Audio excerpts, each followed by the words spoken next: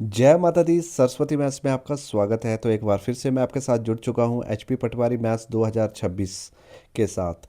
आज का जो हमारा जो टॉपिक रहेगा वो रहेगा अंडरस्टैंडिंग क्वाड्रिलेटर्स। आज हम चतुर्भुज को समझने की कोशिश करेंगे। कल हमारा जो टॉपिक था वो था पॉलीगन के ऊपर। हमने समझा था कि पॉलीगन क्या होते हैं, है ना। पॉलीगन के बारे में हमने समझा था। तो आज हम आगे बढ़ रहे हैं, मतलब पॉलीगन की जो फोर साइड्स होती हैं, फोर साइड्स के पॉलीगन को क्या बोला जाता है, क्वाड्रिलेटर्स बोला जाता है। और उसके टाइप्स ऑफ क्वाड्रिलेटर्स समझने की कोशिश करेंगे हम। पैलोग्राम समझने की कोशिश करेंगे, रोम्बस को समझने की कोशिश करेंगे, रेक्टेंगल को समझने की कोशिश करेंगे, स्क्वेयर्स हो गया, काइट हो गया एंड ट्रैपिज्म हो गया। इसकी जो ज्योमेट्री है वो हम थोड़ा सा समझने की कोशिश करेंगे, क्योंकि हमारे ये एचपी पटवारी के मैथ्स के एग्ज़ाम मतलब सिलेबस में है, तो ये एग्ज़ाम में यहाँ से क्वेश्चन बन सकते हैं। तो हम पूरा बेसिक समझने की कोशिश करेंगे ताकि आपको कोई भी दिक्कत का सामना ना करना पड़े। तो चलो आइए वीडियो शुरू करते हैं। अगर आपको वीडियो मेरा अच्छा लगता है तो प्लीज़ प्लीज़ मेरे वीडियो को ज़रूर लाइक कीजिए, शेयर कीजिए, कमेंट कीजिए। अगर आपको कुछ चीज़ पसंद नहीं आ रही है कि क्या इम्प्रूवमेंट करना है, तो भी आप कमेंट सेक्शन में ज़रूर कमेंट कर सकते हैं। तो हम उस चीज़ पे हम काम कर सकते हैं और अच्छे से हम मिलकर हम प्रैक्टिस कर सकते हैं, ठीक है। तो चलो आइए वीडियो शुरू करते हैं। तो देखो, कल हमने जो समझा था, पिछली जो मेरी वीडियो थी वो थी पॉलीगन के ऊपर। किसके ऊपर थी बोलो? पॉलीगन के ऊपर मेरी वीडियोस थी। उसमें मैंने लाइन सेगमेंट के बारे में बताया था आपको कि तो फोर साइड्स मैंने बताया था कि फोर लाइन सेगमेंट से बना हुआ पॉलीगन क्या होता है, क्लोज जो फिगर होती है उसे बोला जाता है क्वाड्रिलेटर। मतलब हिंदी में बात की जाए तो उसको क्या बोला जाता है, चतुर्भुज बोला जाता है। क्या बोला जाता है? चतुर्भुज बोला जाता है। तो आज हम क्या पढ़ेंगे, टाइप ऑफ क्वाड्रिलेटरल।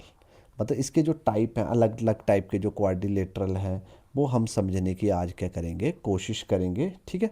तो सबसे पहले हम बात कर रहे हैं, किसकी बात कर रहे हैं, टाइप ऑफ क्वाड्रिलेटर में सबसे सबसे पहले किसकी बात कर रहे हैं, पैलोग्राम की बात कर रहे हैं। अच्छा, पैलोग्राम भी क्या होता है मुझे बताओ। पैलोग्राम भी जो होता है वो हमेशा फोर साइड से ही बना होता है। किसने बना होता है बोलो? फोर साइड से ही बना होता है। तो इसकी हम प्रॉपर्टीज़ जानने की कोशिश करेंगे। क्लियर हो गया? तो जब भी पैलोग्राम बोलेगा तो उसकी जो शेप होगी वो क्या होगी, इस तरह की होगी, क्योंकि ठीक है इस तरह की होगी। ऑपोजिट साइड्स क्या होंगी, हमेशा ऑपोजिट साइड्स क्या होंगी बोलो, हमेशा इक्वल होंगी, बट ये 90 डिग्री पर नहीं होगा। तो मतलब सीधा सीधा इसकी जो फर्स्ट प्रॉपर्टीज़ बन गई, पैलोग्राम की जो फर्स्ट प्रॉपर्टीज़ बन गई, मैंने सीधा सीधा ही बोल दिया कि आज के बाद जब भी आप पैलोग्राम देखें, मतलब क्वाड्रिलेटर में, टाइप्स ऑफ क्वाड्रिलेटर में सबसे पहला पैलोग्राम को समझने की कोशिश कर रहे हैं। तो जब भी पैलोग्राम दिया होगा तो आपको देखकर ही पता लग जाना चाहिए कि पैलोग्राम में क्या होता है, इसकी ऑपोजिट साइड्स जो होती हैं वो क्या होती हैं, आर इक्वल होती हैं। मतलब इसकी जो ऑपोजिट साइड्स क्या होती हैं बोलो, इक्वल होती है। मतलब ये देखो, जैसे मतलब ये ए है, ये बी ले लिया, ये सी ले लिया और ये क्या ले लिया, डी। मतलब ए बी जो साइड है मेरी, जो ए बी जो साइड है वो किसके बराबर होगी बोलो, वो डी सी के बराबर होगी। और मेरी जो ए डी जो साइड है वो किसके बराबर होगी बोलो, बी सी के बराबर होगी। मतलब मैं यहाँ लिख सकता हूँ कि ए बी किसके बराबर होगा बोलो, डी सी के बराबर होगा। और दूसरा क्या बोल सकता हूँ, ए डी जो मेरी जो लाइन है वो किसके बराबर होगी, बी सी के। तो आज के बाद याद रखना कि क्वाड्रिलेटरल में देखो, मैं ना ज़्यादा बातें नहीं करता हूँ, आपको मोटिवेशन देने की कुछ ज़्यादा कोशिश नहीं करता हूँ। मेरा सिर्फ ये फंडा रहता है कि कम टाइम में आप ज़्यादा से ज़्यादा सीख पाएँ, ठीक है। आप तो मैं सीधा ही मैं आया और सीधा ही मैं सीधा क्वेश्चनों को करवाने लग पड़ा, क्योंकि आज हम देखो, पिछला जो मेरी वीडियो थी वो पॉलीगन के ऊपर थी। हमने पॉलीगन को समझा था। फोर साइड के पॉलीगन को क्या बोला जाता है, क्वाड्रिलेटर समझा जाता है। और क्वाड्रिलेटर में, अंडरस्टैंडिंग क्वाड्रिलेटर में ना टाइप्स ऑफ क्वाड्रिलेटर आपको समझने पड़ेंगे, पैलोग्राम, रोम्बस। ये ज्योमेट्री होती है, बेसिक ज्योमेट्री होती है, यहाँ से क्वेश्चन बनते हैं, तो आपको ये सब कुछ समझना पड़ेगा, ठीक है। तो धीरे धीरे, तो सबसे पहले हम पैलोग्राम की बात कर रहे हैं, इसकी ऑपोजिट साइड्स क्या होती है, प्रॉपर्टीज में इक्वल होती हैं।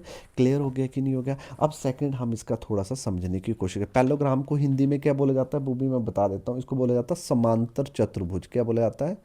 समांतर चतुर्भुज, मतलब समांतर बोला जाता है, ठीक है। समांतर चतुर्भुज मतलब पैरेललोग्राम क्वाड्रिलेटर, ठीक है। समांतर चतुर्भुज बोला जाता है, चतुर्भुज, ठीक है। ये भी आपको हिंदी में पता लग गया, ठीक है। ऑपोजिट साइड मतलब इसकी जो दोनों जो भुजाएं हैं, आमने सामने की जो भुजाएं हैं वो हमेशा क्या होंगी बोलो, इक्वल होंगी पैरेललोग्राम में। अब सेकंड प्रॉपर्टी इसकी जो बोलती है वो बोलती है कि ऑपोजिट एंगल, सेकंड बोलती है इसकी कि ऑपोजिट एंगल्स आर इक्वल। मतलब मतलब क्या होता है कि पैरेललोग्राम जो होता है तो इसके जो ये ऑपोजिट एंगल होते हैं, मतलब देखो ये एंगल सी दिख रहा है और जो ये एंगल ए दिख रहा है, ये दोनों क्या होते हैं बोलो, इक्वल होते हैं। तो मैं ये बोल सकता हूँ कि एंगल ए किसके बराबर होगा, एंगल सी के। और जो एंगल डी होता है वो किसके बराबर होता है, एंगल बी के बराबर होता है। तो एंगल डी किसके बराबर होगा बोलो, एंगल बी के बराबर होगा। और आपको मुझे बताओ सबसे पहले, ये जो अगर क्वाड्रिलेटरल है, ये पैरेललोग्राम है, तो इसमें कितने इंटीरियर एंगल होंगे बोलो, पॉलीगन में पड़ा हुआ है, इसमें 4 इंटीरियर एंगल होंगे कि नहीं होंगे, 4 इंटीरियर एंगल होंगे कि नहीं होंगे। और इनका जो सम है वो हमेशा कितना होता है, 360 डिग्री होता है। और नहीं तो मैंने कल फार्मूले से भी करवाया हुआ है, n-2 मल्टीप्लाई बाय 180 डिग्री कैसे निकालना होता है, sum of interior angle. Sides कितनी है, 4 मल्टीप्लाई बाय 180, इसको सॉल्व करोगे तो 2 मल्टीप्लाई बाय 180 कितना होता है, 360 डिग्री होता है। ठीक है, क्लियर हो गया। ये भी आपको पता है, कल हमने पॉलीगन में सीखा हुआ है। तो हमें ये पता लग गया कि पैरेललोग्राम की जो सेकंड प्रॉपर्टीज़ है वो क्या बोलती है कि ऑपोजिट एंगल्स आर इक्वल। अब थर्ड हम बात करते हैं, थर्ड बात करते हैं कि इसके जो डायगोनल होते हैं, डायगोनल भी आपको पता लग गया है। डायगोनल क्या होते हैं बोलो, विकर्ण, है ना। डायगोनल, इसके जो पैरेललोग्राम के जो डायगोनल होते हैं वो क्या होते हैं, बाइसेक्ट्स वन अनदर, बाइसेक्ट करते हैं बोलो वन अनदर। मतलब क्या, जैसे इसके जो डायगोनल है, ये मैंने इसका डायगोनल बनाए, ये देखो डायगोनल बनाए इसके, ये इसके जो डायगोनल है, मैं ब्लैक इस्तेमाल कर लेता हूँ। ये देखो इसके ये जो डायगोनल हमने बनाए, ये बाइसेक्ट वन अनदर होते हैं। मतलब क्या, मानो ये ओ है, तो मैं सीधा सीधा बोल सकता हूँ कि जो ये ओ डी है वो किसके बराबर हो जाएगा, ओ बी के बराबर हो जाएगा। मतलब बाइसेक्ट, जब भी पैरेललोग्राम दिया होगा तो उसके जो डायगोनल है वो बाइसेक्ट वन अनदर करते हैं। तो ओ डी किसके बराबर हो गया बोलो, ओ बी के बराबर हो गया।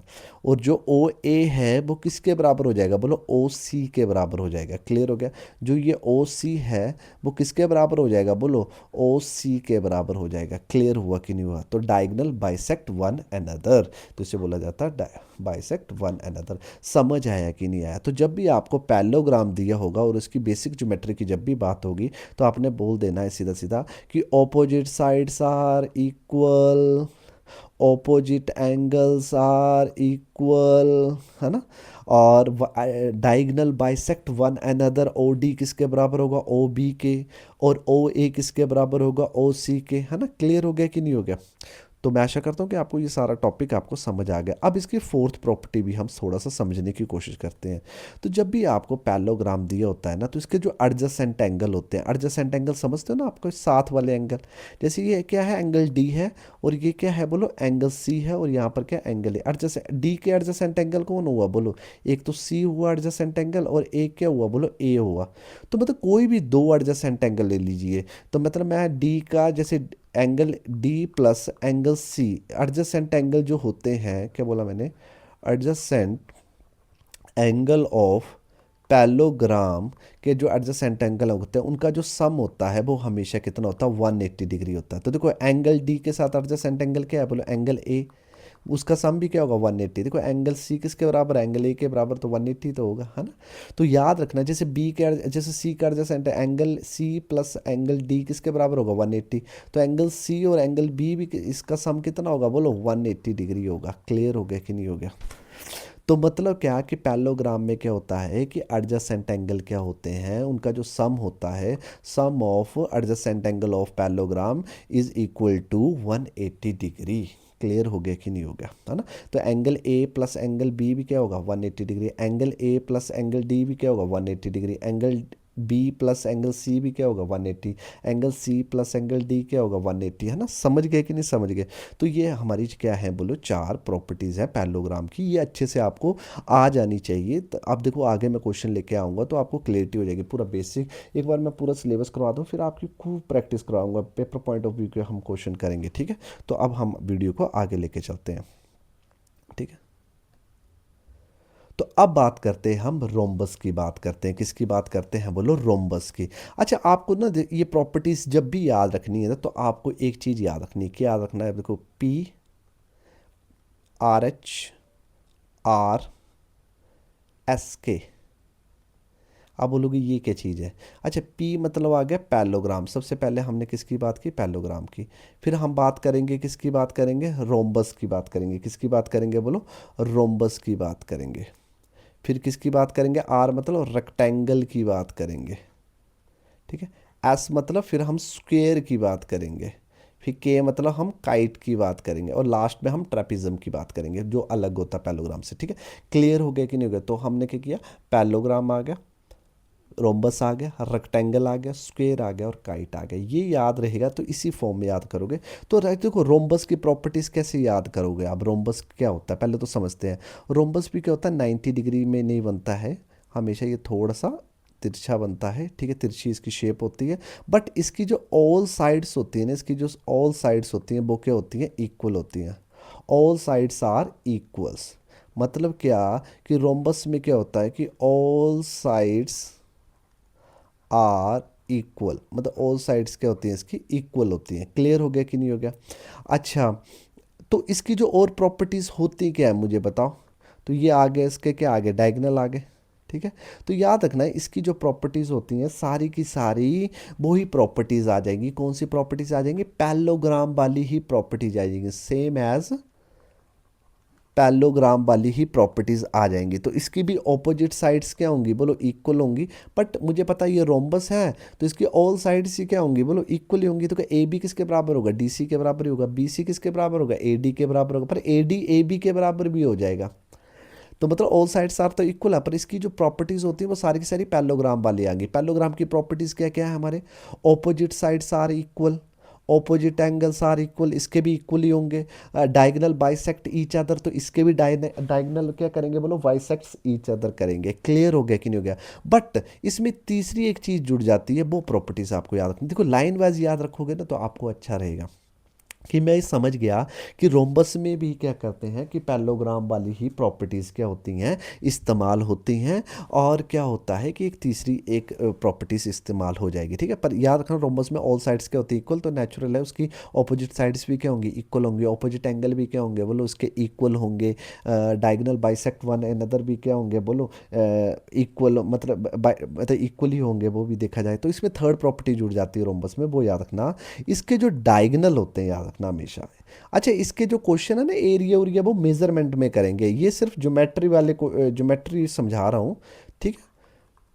तो आधे सोच रहे होंगे इसका एरिया कैसे निकालें, वो मेजरमेंट जब सरफेस एरिया और वॉल्यूम पढ़ेंगे तब हम ये शेप्स फिर से आएंगी, ये वाली प्रॉपर्टीज हम फिर से समझेंगे, और उसके बाद फिर जो भी क्वेश्चन बनेंगे वो हम करेंगे, ठीक है। तो इसके जो डायगोनल होते हैं ना वो परपेंडिकुलर टू ईच अदर होते हैं, याद रखना। इसके जो डायगोनल होते हैं, मैंने क्या बोला, इसके जो डायगोनल होते हैं वो क्या होते हैं बताओ, perpendicular to each other. Sir ये क्या perpendicular to each other diagonal, मतलब हम थोड़ा सा समझे नहीं, तो इसको थोड़ा समझाने की कोशिश करता हूँ मैं। तो इसके जो ये जहाँ भी ये बाइसेक्ट करता है ना, जहाँ भी ये मतलब क्या करता है, इंटरसेक्ट करता है ना, तो यहाँ पर जो ये 90 डिग्री पर ही क्या करेगा, रोम्बस क्या करेगा, ये चारों तरफ क्या बनता है, ये 90 डिग्री का ही क्या करता है, इंटरसेक्ट करता है। क्लियर हो गया? ये देखो 90 डिग्री पे इंटरसेक्ट करता है, मतलब डायगोनल इसके क्या होते हैं, are perpendicular to each other होते हैं। मतलब इसके जो डायगोनल होते हैं वो परपेंडिकुलर टू ईच अदर। देखो 90 को 4 बार प्लस करो 360 डिग्री, क्योंकि एक सर्कल ही बन गया ना कंप्लीट, ठीक है। तो क्लियर हो गया कि नहीं हो गया? तो इसके जो डायगोनल होते हैं वो परपेंडिकुलर टू ईच अदर होते हैं, और सेम टू सेम प्रॉपर्टीज कौन सी इस्तेमाल होती हैं, पैलोग्राम वाली ही इस्तेमाल होती है। मतलब आप सीधा सीधा बोल सकते हो कि इसके opposite angles are equal, opposite sides are equal, diagonal bisects one another, ठीक है। क्लियर हो गया कि नहीं हो गया, समझ आ गया कि नहीं आ गया? तो आपको ये भी क्लियर हो गया। देखो परपेंडिकुलर क्लियर हो गया हमारा, प्रॉपर्टीज की ज्योमेट्री की, और रोम्बस की भी थोड़ी बहुत क्लियर हो गई हमारी, ठीक है, हो के गई सारी क्लियर हो गई। अब बात करते हैं हम रेक्टेंगल की, बात करते हैं। और अच्छा, रोम्बस को हिंदी में क्या बोला जाता है, रोम्बस को हिंदी में बोला जाता है समांतर, समांतर में भी समचतुर्भुज बोला जाता है। क्या बोला जाता है, बोलो? रोम्बस को हिंदी में बोला जाता है समचतुर्भुज बोला जाता है, ठीक है। ठीक है, समचतुर्भुज बोला जाता है। क्लियर हो गया कि नहीं होगा? चलो आगे चलते हैं अब, ठीक है। अब बात करते हैं रेक्टेंगल में। अच्छा, रेक्टेंगल में क्या होता है कि इसका जो क्या होता है, आयत, आयत बोलते हैं ना इसको, आयत। तो ये आ गया आयताकार, ठीक है, आयताकार आ गया हमारे पास, ठीक है। तो ये हमें पता लग गया कि इसकी एक लेंथ होती है और क्या होती है बोलो, ब्रेथ होती है, ठीक है। बट ये 90 डिग्री, इसके जो कॉर्नर्स ये सारे के सारे क्या होंगे बोलो, 90 डिग्री में होते हैं। क्लियर हो गया कि नहीं हो गया? तो इसकी भी प्रॉपर्टीज़ जानने की कोशिश करते हैं। तो याद रखना, इसकी भी जो प्रॉपर्टीज़ होती है सेम एज पैलोग्राम की ही प्रॉपर्टीज़ सारी इस्तेमाल होंगी। तो क्या क्या होंगी देखो, सारी इस्तेमाल होंगी, तो ये समझने की कोशिश करते हैं। तो सेम आएगी, मतलब इसके भी जो ऑपोजिट एंगल होंगे वो क्या होंगे बोलो, इक्वल होंगे। ऑपोजिट साइड देखो सामने दिख रही हैं, ऑपोजिट साइड्स भी क्या होंगी बोलो, इक्वल। ऑपोजिट एंगल्स भी क्या होंगे, इक्वल। ऑपोजिट एंगल वैसे भी इक्वल होंगे, और चारों के चारों एंगल भी क्या होंगे बोलो, इक्वल ही होंगे ना। Each of angle is a right angle ही होते हैं ना इसके, है ना। मैं बोल सकता हूँ इसके ईच ऑफ द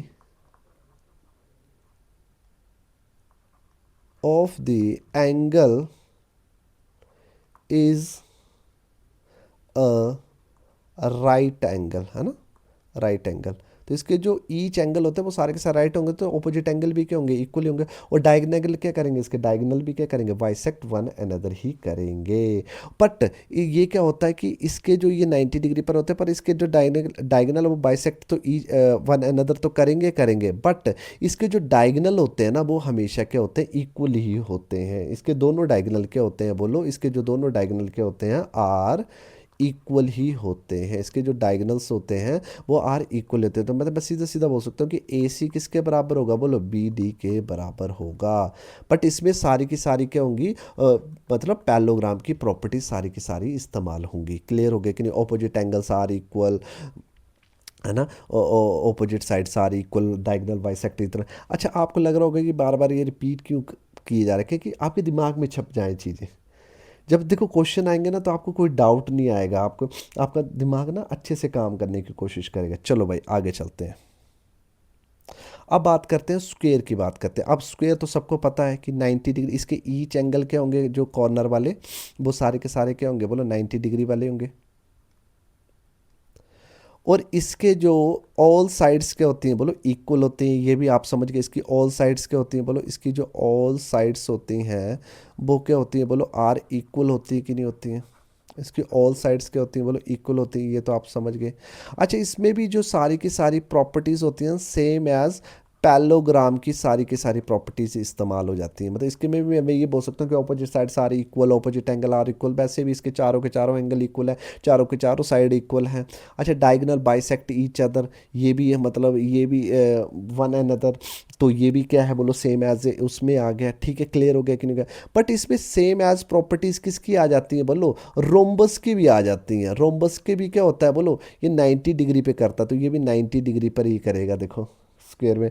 अच्छा, मान सकते हो कि स्क्वायर में सारी की सारी प्रॉपर्टीज सेम एज रेक्टेंगल की भी प्रॉपर्टीज आ जाती है। मतलब इसके जो डायगोनल होते हैं वो भी क्या होते हैं बोलो, इक्वल होते हैं। क्लियर हो गया कि नहीं हो गया? तो मैंने आपको याद कराने की कैसे कोशिश की, P R H R S और के। देखो, पी मतलब पैलोग्राम, पैलोग्राम की प्रॉपर्टीज याद होंगी, तो ऑटोमेटिक मुझे रोम्बस की भी क्या होंगी, सेम टू सेम ही होंगी। बस इसके जो डायगोनल है, जो डायगोनल है वो इंटरसेक्ट करेंगे 90 डिग्री पर।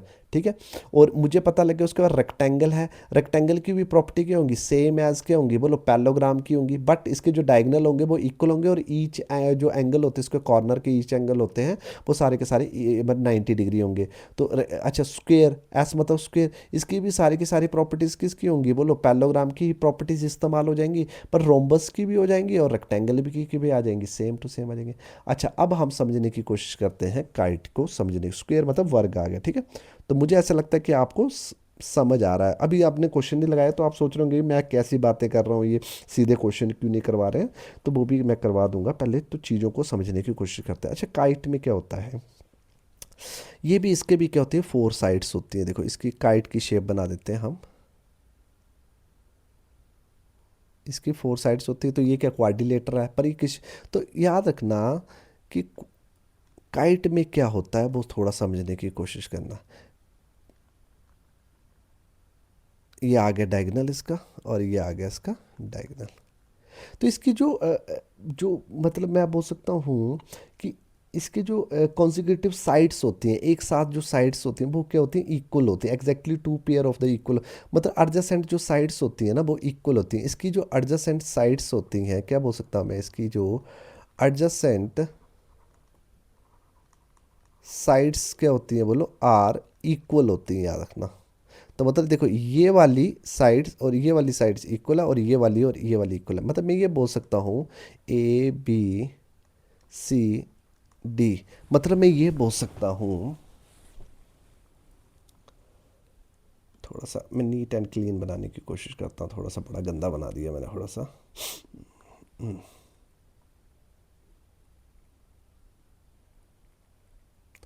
ये आ गई। तो इसकी एडजेसेंट साइड्स क्या होती हैं बोलो, इक्वल होती हैं। ये एडजेसेंट साइड्स क्या होती हैं बोलो, इक्वल होती हैं। तो ये आ गया हमारे पास ए, ये हमारे पास आ गया बी, ये पॉइंट आ गया सी, ये पॉइंट आ गया डी। तो एडजेसेंट्स मतलब इसकी जो एडजेसेंट्स साइड्स आर इक्वल होती हैं। मतलब मैं ये बोल सकता हूँ कि जो ए बी है वो किसके बराबर होगा, ए डी के, और जो बी सी है वो किसके बराबर होगा बोलो, डी सी के। क्लियर हो गया कि नहीं हो गया, है ना। तो इसकी प्रॉपर्टीज पैलोग्राम पे नहीं चलेंगी, बस काइट का अलग से चलेगा, ठीक है। अच्छा, और याद रखना उसमें क्या होता है, इसके जो डायगनल होते हैं, इसके जो डायगनल डायगनल होते हैं वो नेचुरल है, पर परपेंडिकुलर टू वन अनदर होते हैं, मतलब परपेंडिकुलर ही होते हैं, ठीक है। क्लियर हो गया कि नहीं हो गया। तो इसके जो डायगनल होते हैं वो क्या होते हैं बोलो, इसके जो डायगोनल होते हैं वो परपेंडिकुलर टू वन अनदर होते हैं। क्लियर हो गया, ये भी आपको क्लियर हो गया। अच्छा, इसमें जो बाइसेक्ट करता है ना, इसमें वन ऑफ द डायगोनल, एक डायगोनल, ये वाला जो डायगोनल होता है जो इक्वल होती है, ये वाला जो डायगोनल होता है, ये वाला जो डायगोनल होता है, ये क्या होता है बोलो, बाइसेक्ट होता है। बाइसेक्ट समझ गए, मतलब जो ओ बी है वो किसके बराबर होगा, ओ डी के होगा। तो क्या बोला कि काइट में एक जो डायगोनल है, क्या बोला, one of the diagonals bisect the other, मतलब एक डायगोनल बाइसेक्ट टू अदर होता है काइट में, याद रखना। क्लियर हो गया कि नहीं हो गया। और एक याद रखना, जहाँ पर ये दो साइड इक्वल होती हैं और यहाँ दो साइड इक्वल होती है, तो ये वाला जो एंगल होता है, देखो ये वाला एंगल बी किसके बराबर होगा बोलो, एंगल डी के बराबर होता है। तो एंगल बी किसके बराबर होता है, एंगल डी के बराबर होता है, ठीक है। और एंगल ए और एंगल सी इक्वल नहीं होंगे। तो मतलब सीधा सीधा हम ये समझ गए कि एडजेसेंट साइड्स क्या होती है बोलो, इक्वल होती है काइट में। वन एक डायगोनल बाइसेक्ट ईच अदर करेगा, और ये वाला जो जहाँ पर बाइसेक्ट ईच अदर करेगा तो वो वाले एंगल जो ऑपोजिट एंगल होंगे वो ही इक्वल होंगे। जैसे एंगल बी एंगल डी के बराबर होगा। ये है काइट की क्या है बोलो, प्रॉपर्टीज़ है। क्लियर हो गया कि नहीं हो गया। तो ये काइट की क्या है, प्रॉपर्टीज़ है, ठीक है। चलो आगे करते हैं, अब थोड़ा सा समझते हैं। देखो ये ना बेसिक बेसिक है। जब एरिया कराएगा, मेजरमेंट कराना होगा तो मैं थोड़ा सा और डीप में जाऊंगा। यहाँ पर ये सिंपल सिंपल आप ये चीज़ें समझ लीजिए। अच्छा, काइट को क्या बोलते हैं हिंदी में, आपको पता है, ये पतंग बोलते हैं। और ट्रैपीजम को हिंदी में बोलते हैं समलंब चतुर्भुज। क्या बोलते हैं, समलंब चतुर्भुज बोला जाता, सबलम चतुर्भुज बोला। अच्छा, ट्रैपीज़म में क्या होता है, याद रखना। ट्रैपीज़म में क्या होता है कि इसकी जो दो लाइंस क्या होती हैं, पैरेलल होती हैं, ईच अदर होती हैं हमेशा, और इस शेप में होता है, ये इस तरह का शेप का होता है, ये ट्रैपीज़म की शेप जो होती है, ठीक है। ट्रैपीज़म के भी ना क्वेश्चन, जब एरिया वाले क्वेश्चन आएंगे ना, उसमें मैं थोड़ा सा ज़्यादा डिटेल में समझा दूंगा। आज जो हमारा फोकस रहेगा वो पैलोग्राम और ये थोड़ा बहुत बेसिक ज्योमेट्री जो भी है इसकी ना, उस पर रहेगा, ठीक है। तो इसके एरिया क्वेश्चन आएगा जब मैं उसको डीप में, इसको मोटा मोटा समझ लो। देखो, तो इसकी जो ये जो दोनों साइड्स होती है इक्वल तो नहीं होती, ये वाली जो इक्वल होती हैं, पर ये क्या होती हैं, हमेशा पैरेलल होती हैं, याद रखना। ये क्या होती हैं, हमेशा पैरेलल होती हैं। देखो जैसे मैं ए बी सी डी, मतलब मैं ये बोल सकता हूँ कि जो ए बी है वो पैरेलल है किसके, डी सी के, पैरेलल होती हैं। क्लियर हो गए कि नहीं हो गए। तो ये दोनों लाइनें क्या होती है, पैरेलल होती हैं। तो याद रखना, the adjacent interior angle between the non parallel side, जो नॉन पैरेलल साइड है, आर सप्लीमेंट्री, मतलब ये वाला जो एंगल है और ये वाला जो एंगल है ट्रैपीज़म में, हमेशा कितना होता है बोलो, 180 डिग्री होता है। इनका जो सम होता है वो हमेशा कितना होता है, 180 डिग्री होता है। मतलब ये वाला इस ट्रैपीज़म का और इसका मतलब एडजेसेंट एंगल का जो सम होता है वो कितना होता है, हमेशा 180 डिग्री होता है। बस इतना समझ लीजिए। और नॉन पैरेलल साइड्स होती हैं और पैरेलल साइड्स होती हैं, तो ये this is the shape of trapezium, समलंब चतुर्भुज। अच्छा, इसमें जब मेरी अब वो करवाऊंगा ना, एरिया के क्वेश्चन करवाऊंगा ना मैं इसके ट्राइपिज्म के, तब आपको फिर मैं और डिटेल में, क्योंकि एक अभी लंबा खिंच जाएगा अंडरस्टैंडिंग क्वाड्रिलेटर में, है ना। अब सीधा हम क्वेश्चनों पे आते हैं, अब थोड़ा थोड़ा समझने की कोशिश करते हैं। देखो, हमने जो भी पढ़ा ना, तो अब हम क्वेश्चन लगाते हैं, तो आपको थोड़ा सा कॉन्फिडेंस आएगा कि हमने क्या क्या पढ़ा, किस तरह के क्वेश्चन पूछे जा सकते हैं। देखो फर्स्ट क्वेश्चन क्या बोल रहा है, what is the sum of interior angle of any quadrilateral। अब आपको समझ पता लग ही गया है कि कोई भी क्वाड्रिलेटर की शेप बनाऊं, मैं कोई भी क्वाड्रिलेटर की शेप बनाऊं तो उसमें कितने लाइन सेगमेंट होते हैं, उसमें 4 लाइन सेगमेंट होते हैं। और इंटीरियर एंगल कौन से होते हैं, बोलो ये अंदर वाले होते हैं। हमेशा 4 ही इंटीरियर एंगल बनेंगे। इनका सम जानना चाहता है कि इनका सम क्या होगा। तो क्वाड्रिलेटर कोई भी हमारा पॉलीगन होगा उसका जो सम होता है वो हमेशा 360 डिग्री होता है। कितना होता है, 360 डिग्री। नहीं तो मुझे निकालना भी आता है कि 5 साइड का भी निकाल सकता हूँ। तो फार्मूला होता है इसका n minus 2 multiply by 180 degree. अब ये 4 साइड है तो 4 डाल दूंगा, अगर 5 होगा तो 5 डाल दूंगा, तो वो सम निकल के आ जाएगा ऑटोमेटिक 5 का। ठीक है, तो ये 2 मल्टीप्लाई बाई 180 और 2 मल्टीप्लाई बाई 180 कितना होता है, 360 डिग्री होता है। तो इसका जो सही आंसर आ गया option C is the right answer. Clear हो गया कि नहीं हो गया। चलो आगे करते हैं। आगे क्या बोल रहा है, which shape has 4 sides are equal. अच्छा, कौन सी शेप है जिसकी 4 साइड्स क्या होती हैं, इक्वल होती हैं, but not necessary 90 degree corner. पर हमें कॉर्नर में 90 डिग्री होने की ज़्यादा ज़रूरत नहीं है, पर इसकी 4 साइड्स क्या होती हैं, इक्वल होती हैं। अब देखो रेक्टेंगल की क्या 4 साइड्स इक्वल होती हैं, नहीं होती हैं। क्या ट्रैपेडॉइड लिखा हुआ है या ट्रेपिज्म बोल सकते हैं इसको, ठीक है, ट्रैपेडॉइड बोला हुआ है, तो इसकी क्या 4 साइड्स इक्वल होती हैं, नहीं। क्या पैलोग्राम की 4 साइड्स इक्वल होती हैं, नहीं। तो 4 साइड्स किसकी इक्वल होती हैं, बोलो रोम्बस की होती हैं कि नहीं होती हैं।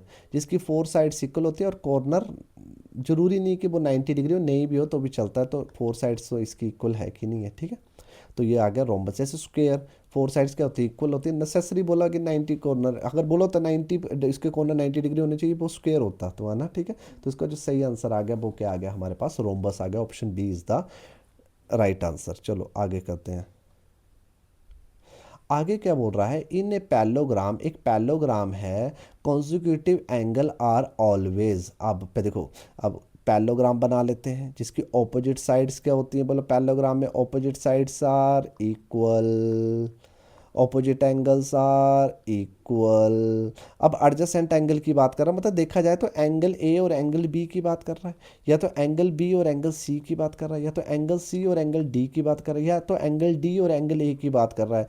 तो जब भी कोई भी एडजेसेंट एंगल की जब भी बात होती है, इनका जो सम है कॉन्जिक्यूटिव, जो इनका जो सम है वो हमेशा कितना होता है, 180 डिग्री होता है। तो है ऑप्शन में, ऑप्शन सी आ सकता है हमारे पास, सप्लीमेंट्री होता है। सप्लीमेंट्री कितना होता है, बोलो 180 डिग्री होता है। क्लियर हो गया कि नहीं, add up to 180 degree supplementary होते हैं।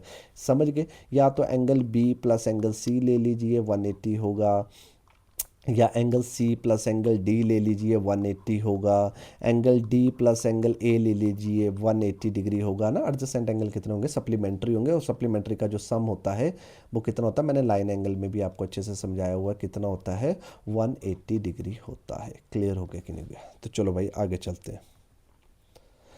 देखो मैंने बेसिक समझाया ना, तो अब आपको इजी लग रहा होगा। देखो, which is not always true for a rectangle. अच्छा, रेक्टेंगल की प्रॉपर्टीज़ क्या होती हैं मुझे पता है, तो सारी की सारी रेक्टेंगल में, थोड़ा ये गलत बना दिया मैंने, रेक्टेंगल, हाँ। तो रेक्टेंगल में क्या होता है, इसके जो कॉर्नर होते हैं वो क्या होता है, आयताकार में क्या होते हैं, 90 डिग्री होते हैं। ठीक है, ये आपको पता लग गया। तो मुझे पता है इसमें सारी की सारी प्रॉपर्टीज़ किसकी आ जाती है, पैलोग्राम की सारी प्रॉपर्टीज़ आ जाएंगी। Opposite sides are equal, opposite angles are equal, diagonal bisect each other, plus इसके जो कॉर्नर होते हैं वो 90 डिग्री के होते हैं। ये मेरी सारी इसकी प्रॉपर्टीज़ हैं, ये मुझे पता लगा। और इसके डायगोनल इक्वल होते हैं। तो क्वेश्चन क्या बोल रहा है, नॉट ऑलवेज ट्रू, मतलब नॉट नहीं है, डायगोनल्स आर इक्वल। हाँ भाई, डायगोनल्स तो इक्वल होते हैं इसके। ऑपोजिट साइड्स आर पैरेलल, भाई ऑपोजिट साइड्स पैरेलल ही होती हैं इसकी, है ना, पैरेलल ही होती हैं और इक्वल भी होती हैं। डायगोनल बाइसेक्ट एट 90 डिग्री, इसके जो डायगोनल और क्या बाइसेक्ट 90 डिग्री करते हैं, भाई नहीं करते हैं। और ऑल एंगल्स आर 90 डिग्री, और इसके जो सारे एंगल होते हैं वो क्या होते हैं, बोले 90, बस इसके डायगोनल बाइसेक्ट नहीं करते हैं 90 डिग्री पे, वो रोम्बस के करते हैं। याद रखना, वो किसके करते हैं, रोम्बस के करते हैं। क्लियर हो गया कि नहीं हो गया। तो इसका आंसर आ गया option C is the right answer. Clear हो गया। चलो भाई आगे चलते हैं। आगे क्वेश्चन बोल रहा है अ shape with two pair of equal adjacent sides but not opposite sides is a, मतलब ए शेप देनी दो pair of equal adjacent side. अच्छा, किसकी एडजेसेंट साइड्स इक्वल होती हैं मुझे बताओ, किसकी एडजेसेंट साइड्स क्या होती हैं, बोलो इक्वल होती हैं। देखो ये वाली जो ये वाली साइड्स और ये वाली साइड क्या होंगी, इक्वल होंगी, और ये वाली साइड और ये वाली साइड क्या होगी, इक्वल होंगी। तो एक ही शेप है वो काइट है। Option B is the right answer. Clear हो गया कि नहीं हो गया? चलो भाई आगे चलते हैं। अब देखो ट्रू और फॉल्स के क्वेश्चन लेके आया हूँ तो आपको बड़ा कंफ्यूजिंग होगी। देखो इसमें भी थोड़ी सी आपकी प्रैक्टिस हो जाएगी, जो भी आपने बेसिक सीखा उसको सोचने की, हम समझने की या कोशिश करते हैं। देखो एनसीईआरटी की बुक से क्वेश्चन है ये, देखो समझते हैं। बोले ऑल रेक्टेंगल्स, जितने भी रेक्टेंगल्स है आर स्क्वेयर, क्या वो स्क्वेयर बन सकते हैं? अब रेक्टेंगल में मुझे पता है ये 90 डिग्री तो होता है, स्क्वेयर में भी 90 डिग्री होता है, पर इसमें क्या होता है कि लेंथ होती है और मतलब लंबाई होती है और चौड़ाई होती है। तो क्या इसकी चारों साइडें इक्वल हो सकती है रेक्टेंगल की? मतलब कुछ तो रेक्टेंगल होंगे जिनकी चारों साइडें इक्वल मान लेते हैं, पर ऑल रेक्टेंगल में तो नहीं हो सकता ना, कि वो स्क्वायर कभी नहीं बन सकते हैं। तो ये मतलब क्या है, स्टेटमेंट क्या है, फॉल्स है। तो आंसर इज नो, मतलब फॉल्स, नो। तो ये भाई ऑल रेक्टेंगल आर स्क्वायर नहीं होते, तो नो, तो आंसर इज फॉल्स। क्लियर हो गया कि नहीं हो गया? है ना, क्योंकि स्क्वायर में क्या होता है, सारी साइड्स क्या होती हैं, इक्वल होती हैं। चलो आगे चलते हैं, अब दूसरा क्वेश्चन लेते हैं। ये सिर्फ ये क्वेश्चन इसलिए है क्योंकि सीधे सीधे क्वेश्चन बनेंगे ये, थोड़ा सा अगर आप समझोगे तभी बात बनेगी। अब बोला ऑल काइट्स आर रोम्बस। अब काइट क्या होती है, काइट में तो एडजेसेंट साइड्स क्या होती हैं, इक्वल होती हैं, पर चारों साइड्स इक्वल नहीं होती हैं। तो हाँ, कुछ काइट्स तो होंगी जिनकी चारों साइड्स इक्वल होंगी, मानो वो रोम्बस बनेगी, पर ऑल काइट्स नहीं हो सकती भाई। ऑल काइट्स में क्या होंगे, एडजेसेंट साइड होंगी, पर ऑपोजिट वो जो साइड्स होंगी वो इक्वल नहीं होंगी। तो ये रोम्बस कभी भी नहीं बन सकता है। तो इसका आंसर भी क्या होगा, नहीं बन सकता। तो इसका आंसर भी क्या होगा, फॉल्स होगा। मतलब ऑप्शन मतलब ई, इसका आंसर भी क्या होगा, फॉल्स होगा। क्लियर हो गया कि नहीं हो गया? है ना, समझ लो। देखो अगर आपने अच्छे से बेसिक्स टर्म्स सीख ली हैं तो आपको कोई दिक्कत नहीं आने वाली है। चलो आ जाओ बी देखते हैं। ऑल रोम्बस, जितने भी रोम्बस हैं, ऑल रोम्बस आर पैलोग्राम। अब मुझे पता है कि जो रोम्बस होता है जिसमें सारी ही क्या होती है, बोलो रोम्बस ऐसे ले लेते हैं हम, जिसके जो चारों साइड्स क्या होती हैं, इक्वल होती हैं, और इसमें सारी की सारी प्रॉपर्टीज़ किसकी पाई जाती हैं, बोलो पैलोग्राम की प्रॉपर्टीज़ पाई जाती हैं कि नहीं पाई जाती हैं? बिल्कुल पाई जाती हैं। तो ऑल रोम्बस को हम क्या बोल सकते हैं, जितने भी रोम्बस होते हैं ना उनको हम पैलोग्राम बोल सकते हैं। क्लियर हो गया कि नहीं हो गया?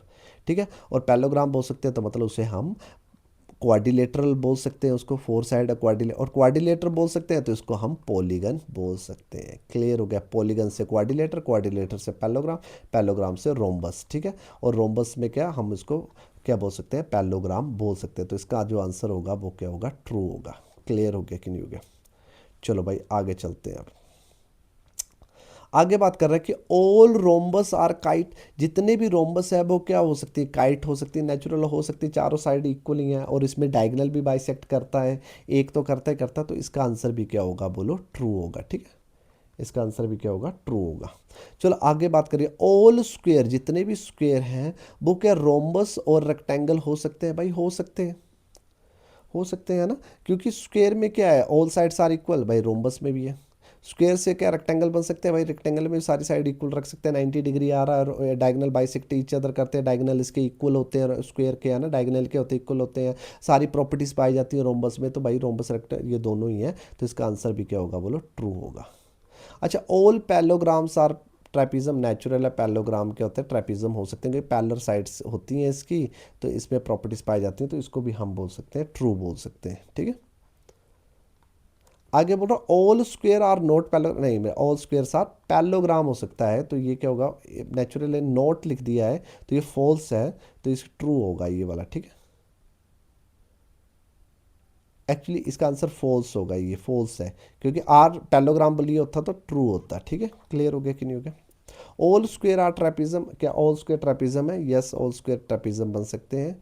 ठीक है, ऑल स्क्वेयर ट्रेपिज्म, क्योंकि साइड से वो पैरेलल होती हैं, एक पैरेलल, वो सारी प्रॉपर्टीज उसके अंदर आ जाएंगी। ठीक है, तो ये वाले जो क्वेश्चन है ना ट्रू फॉल्स के, इसमें सबसे पहले आप अच्छे से बेसिक्स टर्म्स सीखना, और बड़े अच्छे से फिर आप ये क्वेश्चन सारे कर पाओगे। ठीक है, तो एक बार ना मैं इसके आंसर बता देता हूँ, और एक बार आप फील करना है, मैंने जल्दी जल्दी में कर दिया। तो इसका जो आंसर है वो क्या है, फॉल्स आया है। इसका आंसर क्या आया, फॉल्स है। इसका है ट्रू, ये है ट्रू, ये है ट्रू, ये भी क्या है ट्रू, और ये भी आ गया फॉल्स, और ये आ गया ट्रू। ठीक है, तो देख लेना एक बार, ठीक है, आप भी एक बार फील कर लेना, फील के साथ क्वेश्चन करने की कोशिश करना। चलो भाई नेक्स्ट चलते हैं। नेक्स्ट क्वेश्चन आ गए पैलोग्राम के। देखो समझते हैं, आप प्रॉपर्टीज का इस्तेमाल करते हैं। देखो क्या बोल रहा है, कंसीडर द फॉलोइंग पैलोग्राम। एक पैलोग्राम है ये जितने भी है, और मैं एक्स वाई जेड निकालना। क्या मैं इस पहले का आंसर निकाल सकता हूँ? बिल्कुल निकाल सकता हूँ। अब बताओ, मैं पैलोग्राम की क्या प्रॉपर्टीज ही इस्तेमाल करूंगा ना। मैं क्या करूंगा बोलो, पैलोग्राम की प्रॉपर्टीज इस्तेमाल करूंगा। अच्छा, पैलोग्राम की प्रॉपर्टीज क्या होती हैं वो समझने की कोशिश करते हैं फिर से। मुझे पता है कि इसकी जो ऑपोजिट साइड्स होती हैं, ऑपोजिट साइड्स होती हैं वो क्या होती हैं बोलो, आर क्या होती है बोलो, इक्वल होती है कि नहीं होती है। अच्छा, जो इसके जो ऑपोजिट एंगल होते हैं, मेन तो यही है, ऑपोजिट जो एंगल्स होते हैं वो क्या होते हैं बोलो, आर क्या होते हैं बोलो, इक्वल होते हैं कि नहीं होते, ये भी मुझे पता है। अच्छा, इसके जो डायगोनल है, जो इसका जो डायगोनल है वो क्या करते हैं बोलो, बाइसेक्ट वन अनदर करते हैं कि नहीं करते हैं, है ना। अच्छा, इसके जो एडजेसेंट एंगल है, इसके जो एडजेसेंट एंगल है, जो एडजेसेंट एंगल ऑफ पैलोग्राम कितना होता है बोलो, 180 डिग्री होता है। तो ये इसकी क्या है बोलो, प्रॉपर्टीज है। चलो इस्तेमाल करते हैं। तो देखो ये पैलोग्राम, ये जितने भी ये पांचों, ये देखो ये जितनी भी पांचों की तस्वीरें दी है ना, ये पहला आ गया, ये दूसरा आ गया, ये तीसरा आ गया, पांच दिए, पांचों के पांचों पैलोग्राम है। तो इसके आंसर डायरेक्ट देंगे। देखो ये 100 डिग्री है, तो इसके ऑपोजिट एंगल इक्वल होते हैं, तो ये भी कितना होगा बोलो, 100 डिग्री होगा कि नहीं होगा। एग्री करते हो? तो वाई कितना आ गया, 100 डिग्री आ गया। प्रॉपर्टीज इस्तेमाल की, कौन सी, ऑपोजिट एंगल्स आर इक्वल। अच्छा, मुझे पता है इसके एडजेसेंट एंगलों का जो सम है वो 180 होता है। अगर ये 180 होता है इनका सम, अगर ये 100 डिग्री है तो ये कितना होगा बोलो, ये 80 डिग्री होगा कि नहीं होगा। देखो एंगल ए एंगल डी का भी सम कितना आ गया बोलो, 80 डिग्री, 180 डिग्री आ गया। तो एंगल ए इसके बराबर है, तो ये एंगल सी के बराबर है, तो एक्स भी कितना होगा बोलो, 80 डिग्री होगा कि नहीं होगा। तो देखो, आप खुद ही देख लो, ऑपोजिट एंगल क्या हो गए, इक्वल हो गए, एडजेसेंट एंगलों का सम कोई भी उठा लो, एंगल बी एंगल सी उठा लो, देखो 180 बनेगा। समझे आया कि नहीं आया। देखो प्रॉपर्टीज का इस्तेमाल करके ना मैंने आराम से ये क्वेश्चन क्या कर लिए, सॉल्व कर लिए। ठीक है,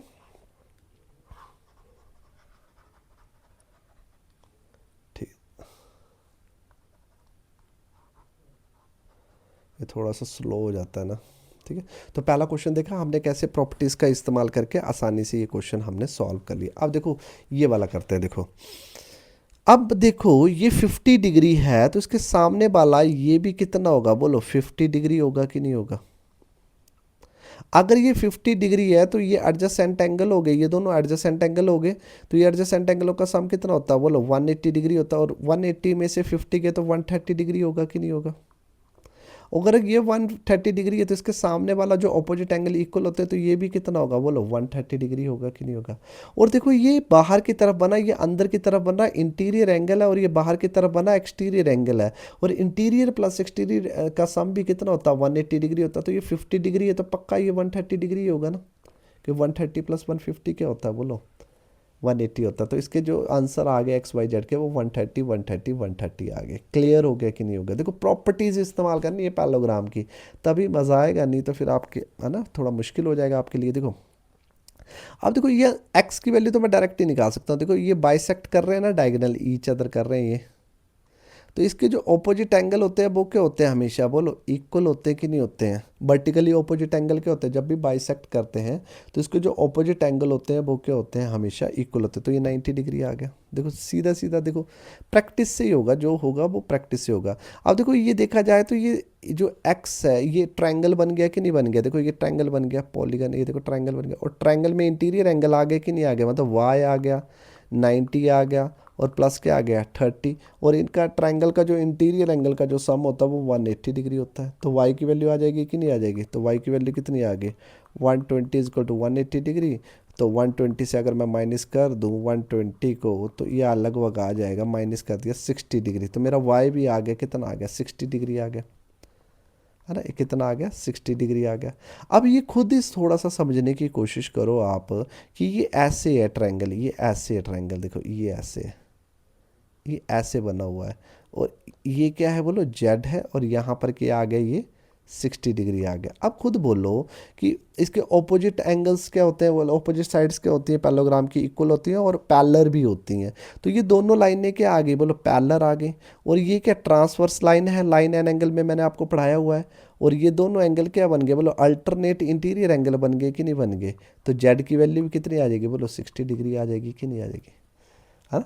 समझे कि नहीं समझे। तो देखो आप देख रहे हो कि 11th से जब मैंने स्टार्ट किया है लाइन एंड एंगल, जब स्टार्ट किया वो चैप्टर स्टार्ट किया है, 12 चैप्टर पढ़ाया, 13 एक दूसरे से जुड़े हुए हैं सारे।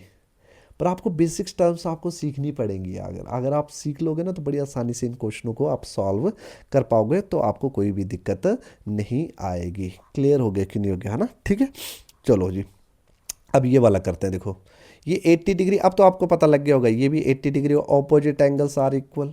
और ये वाला जो एंगल है और ये वाला एंगल एडजेसेंट है, यहाँ तो ये वाला एंगल और ये वाला एंगल भी क्या एडजेसेंट है, तो इनका जो सम होता है वो हमेशा 180 डिग्री होता है। तो पक्का ये 100 डिग्री होगा कि नहीं होगा, है ना। और इसके सामने वाला ये अंदर वाला क्या हो जाएगा, 100 डिग्री हो जाएगा कि नहीं। और ये इंटीरियर एंगल और ये एक्सटीरियर एंगल है, तो एक्सटीरियर एंगल और इंटीरियर एंगल का सम भी 180 होता है, तो ये बाहर वाला एंगल भी कितना होगा, 80 डिग्री होगा। तो एक्स की वैल्यू आएगी 100%, वाई की वैल्यू 80% और जेड की वैल्यू क्या आएगी, 80% आएगी। समझ आया कि नहीं आया, है ना।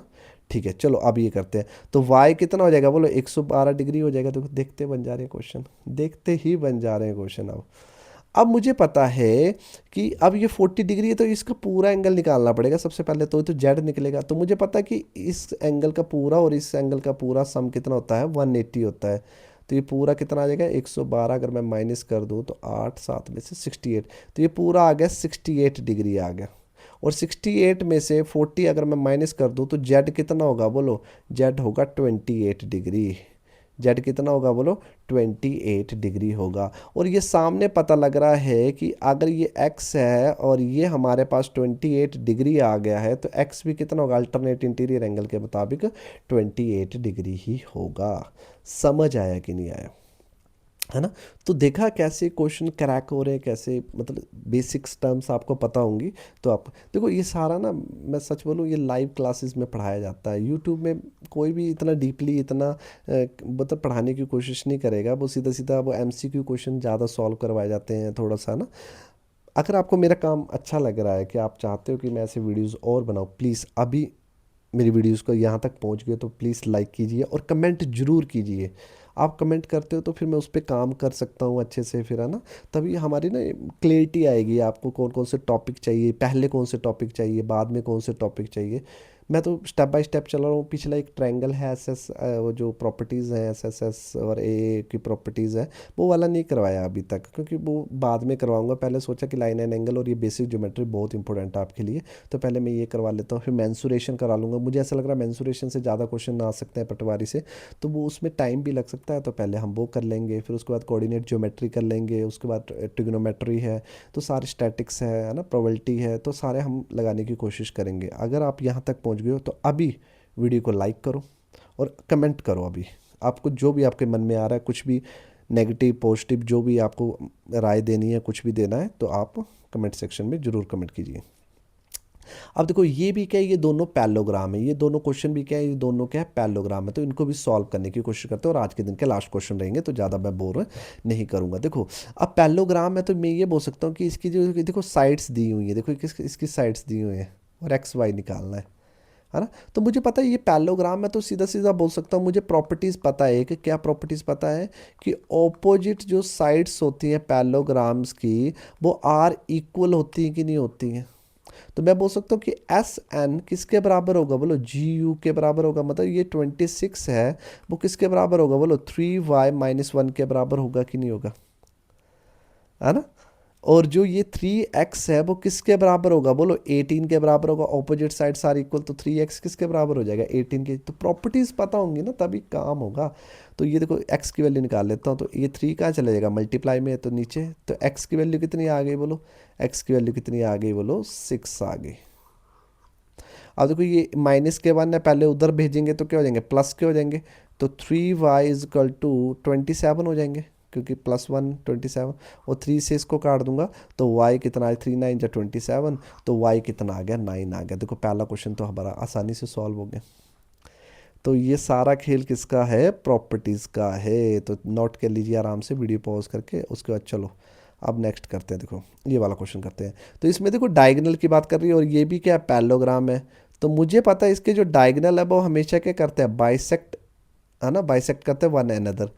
तो मानो कि ये जो 16 है वो किसके बराबर होगा, एक्स प्लस वाई के बराबर होगा कि नहीं होगा, एक्स प्लस वाई किसके बराबर होगा, 16 के बराबर होगा कि नहीं होगा, बाइसेक्ट करते हैं। और ये जो y प्लस 7 है वो किसके बराबर होगा, बोलो 20 के बराबर होगा कि नहीं होगा। तो पहले y निकाल लेते हैं।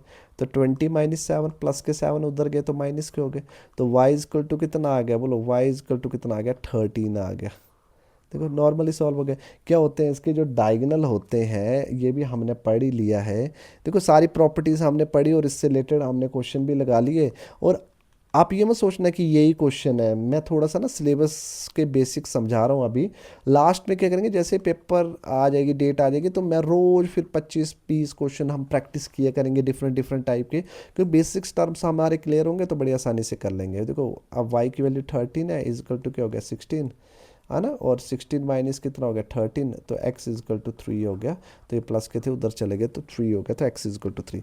तो diagonal bisect one another, clear हो गया कि नहीं हो गया। तो इस तरह ये वीडियोस हमारी यहीं पर हम ख़त्म करते हैं। तो बड़ी अच्छे से हमने, अच्छा एक मिड पॉइंट थ्योरम भी है, तो वो कभी भी ना, मैं जैसे आगे क्वेश्चन चलेंगे ना फिर मैं करवा दूंगा मिड पॉइंट थ्योरम, वो भी बड़ा ईजी आप समझ पाओगे, उससे रिलेटेड भी एक क्वेश्चन आ सकता है पेपर में ना। वो इसलिए नहीं करवाई क्योंकि मैंने अभी तक आपको ट्रायंगल नहीं पढ़ाया है। तो पहले मैं ट्रायंगल पढ़ा लूँगा अच्छे से, फिर उसमें ही मैं इंक्लूड कर दूंगा ये मिड थ्योरम। ठीक है, इसी का टॉपिक है, पर एक्चुअली ट्रायंगल पढ़ा होता तो आपको मिड थ्योरम जल्दी समझ आ जाती, तो मैं उसी में इंक्लूड कर दूंगा। अगर आपको ये वीडियो अच्छा लगा तो वीडियो को जरूर लाइक कर दो, शेयर कर दो, कमेंट कर दो, सब्सक्राइब करना ना भूलना, ताकि आने वाली नोटिफिकेशन को आप मिस ना कर सके। जय माता दी।